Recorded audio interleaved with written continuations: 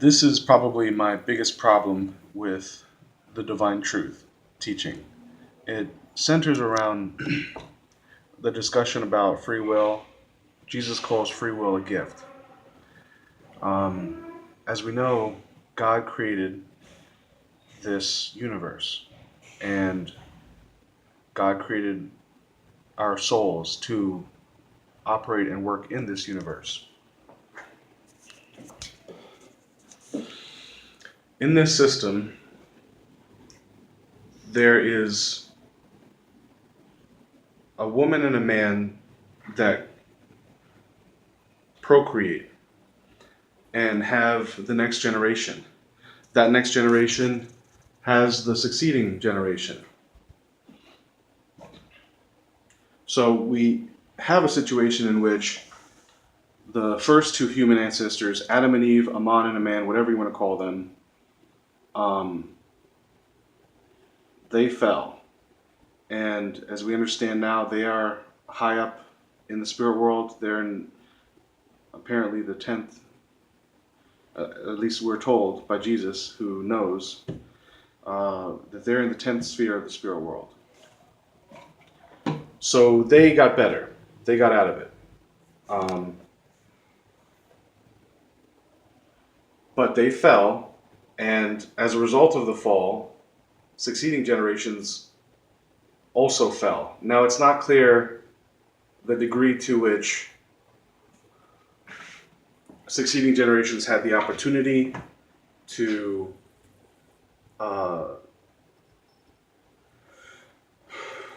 develop their will and develop their heart and seek God's love and receive God's love. But the fact is that for many generations, Jesus claims that humanity is 150,000 years old. So let's see, the first person that received the divine love was Jesus. That's a heck of a thing to say. So basically, for 148,000 years, no one really received God's love. God's love was available for the first human ancestors and not after that. So what happened is that the first human ancestors had the opportunity to seek God's love, to not sin against the Holy Spirit, but to embrace the love that God was going to give to them that was available to them. And they did not take that opportunity. They fell, or what was called the fall. And succeeding generations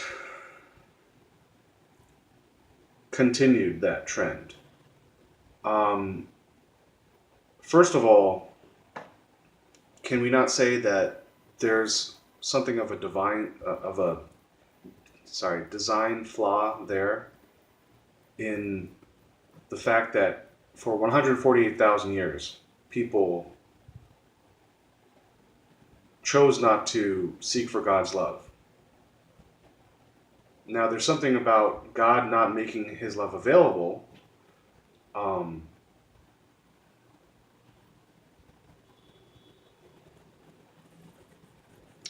I'm going to put that to the side for a moment.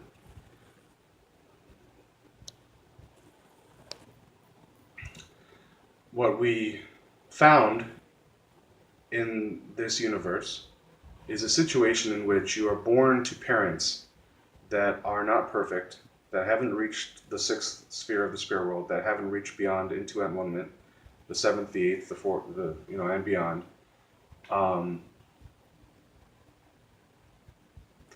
And you come into this world as a brand new soul, and you experience intense pain and hardship.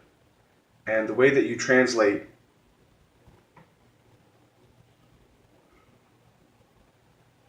your experiences, the truth that you begin to believe, it may not be the truth, but the belief system that you develop, let's put it that way.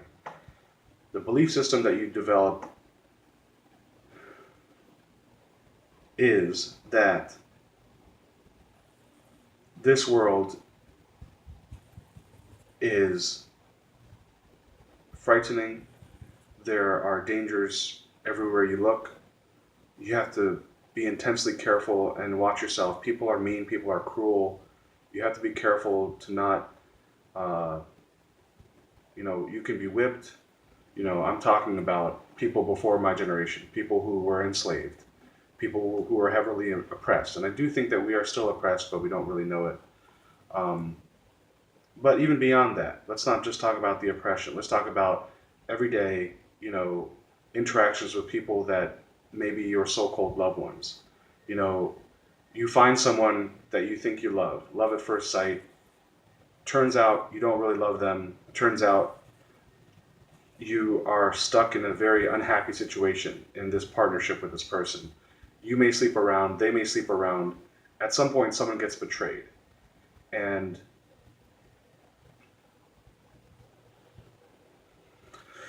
that's the world that we live in. I mean, that's just one example. There's dangers that return. There seems to be no hope for a better situation. Even if you hope, you'll find someone that is ready to crush your hopes, that tells you either by their speech or through their experience, that shows you through their experience that, life never really gave them a break. And now, I mean, basically you have a situation where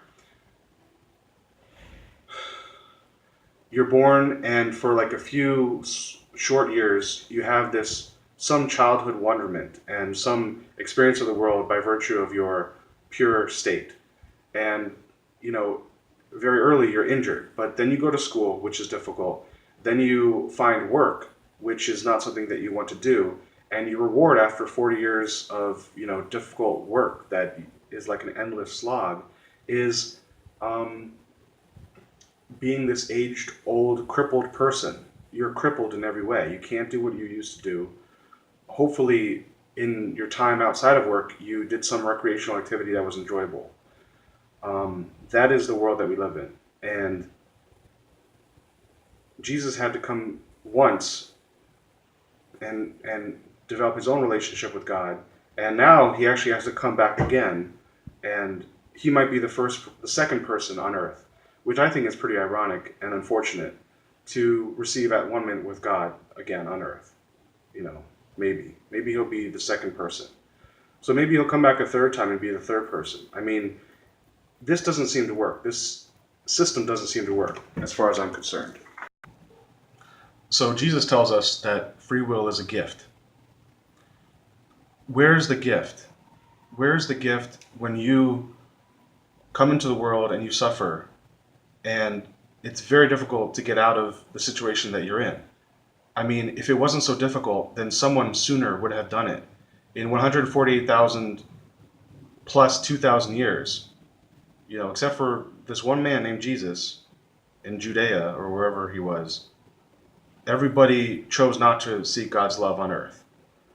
And what is our price to pay for a difficult life on earth? Thousands and thousands of years.